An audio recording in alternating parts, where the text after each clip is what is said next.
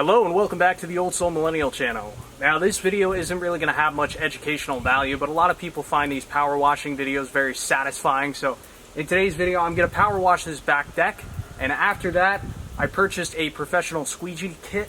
I'm going to try my hand at professionally cleaning the windows on the house. So let's get started. So my plan of action, I'm going to start high, start at the house, and then kind of wash all this algae and mold sludge away from the clean areas of the house. But it's probably been 2.5 years since I pressure washed this last. This is like that synthetic lumber. And I've started doing the rails over here. You can see what a difference that makes.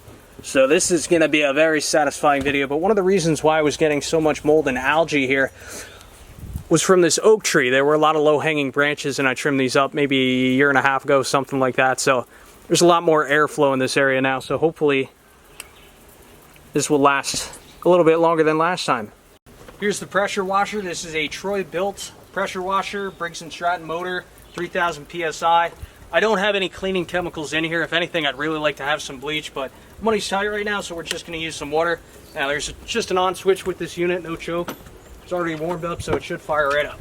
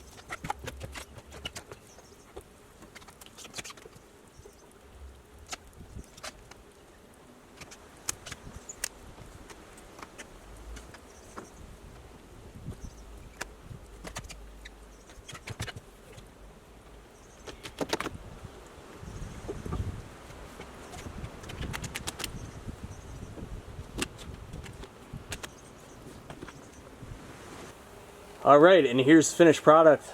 As you can see, the windows look incredible. I'm a little bit disappointed that the pressure washer wasn't able to pick up some of this harder to remove gunk.